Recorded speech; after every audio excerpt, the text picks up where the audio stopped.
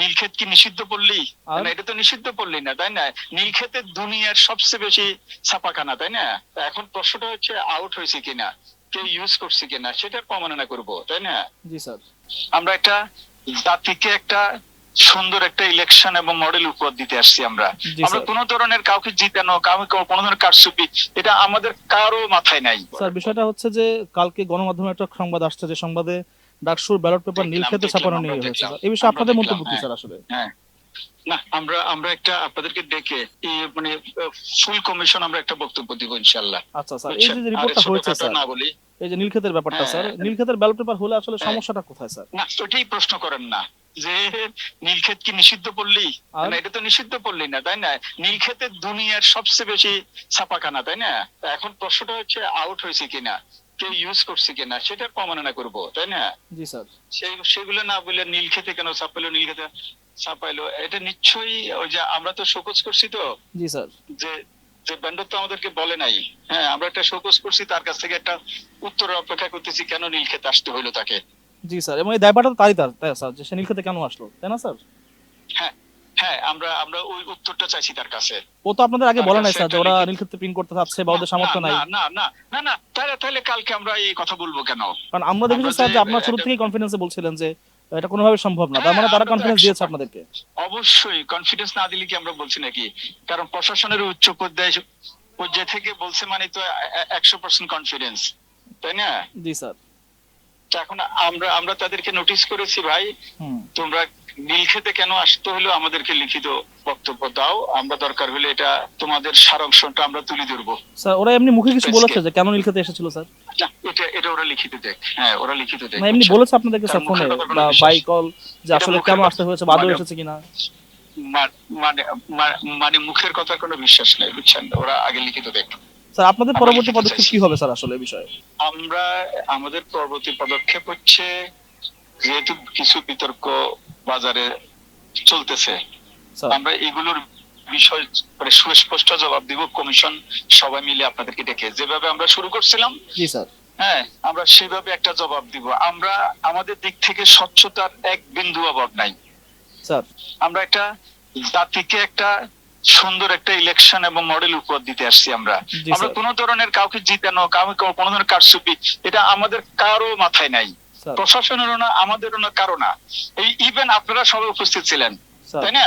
আপনারা সবাই প্রত্যেকদিন আপনারা আপডেট করছেন, স্যার। কোন জায়গায় কোনো এক বিন্দু আমরা ব্যর্থ করার চেষ্টা করি নাই, এবং জি জি স্যার। কারো মাথা থেকে ব্যর্থ শব্দটা আসে নাই। তো সেরকম একটা মডেল নির্বাচনকে আমরা কেন এই ধরনের প্রশ্নবিদ্ধ করব?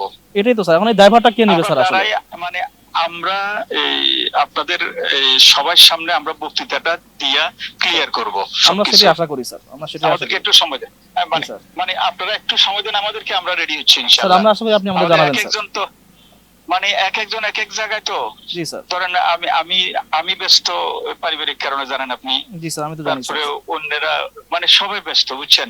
স্যার সবাইকে এক করা, আর আমি আমি যদি ওই ঝামেলাটা না থাকতো, এর অনেক আগে শেষ হয়ে যেতে হলো। আমরাও আশা করি দাদা, এত বিতর্ক বুঝছেন? স্যার আপনি অবশ্যই অ্যান্সার দেবেন দ্রুত। না না, বিতর্ক হওয়ার কোনো কথাই নাই।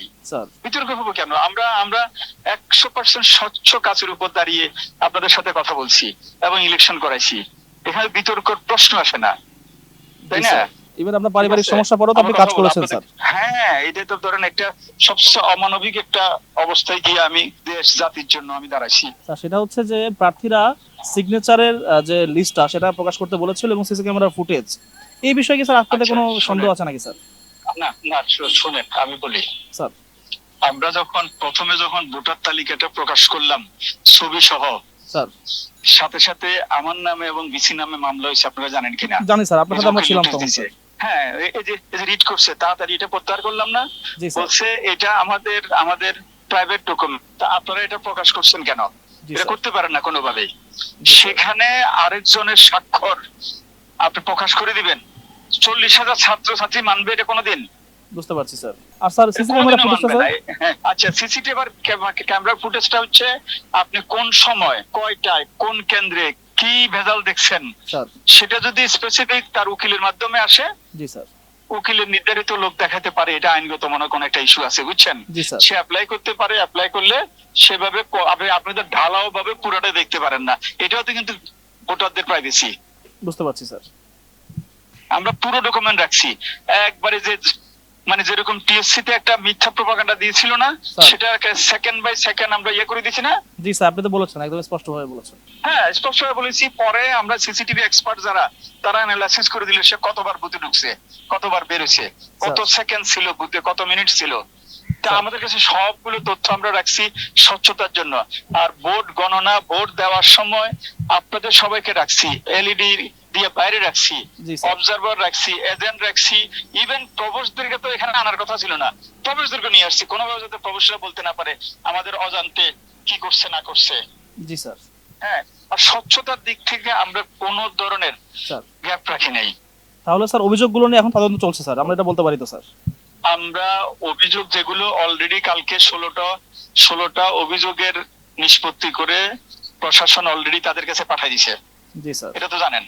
হ্যাঁ স্যার, আপনি কালকে একটা কালকে বিজ্ঞপ্তি দিয়েছেন দেখছেন। স্যার। হ্যাঁ। হ্যাঁ, ওখানে প্রশাসন যে 16টা অভিযোগ নিষ্পত্তি করে তারা তাদের যারা চাইছে, জানতে চাইছে অত অভিযোগ তাদের নামে পাঠিয়ে দিয়েছে। জি স্যার। ঠিক আছে, আর বাকিগুলো পর্যায়ক্রমে পাঠিয়ে দিবে।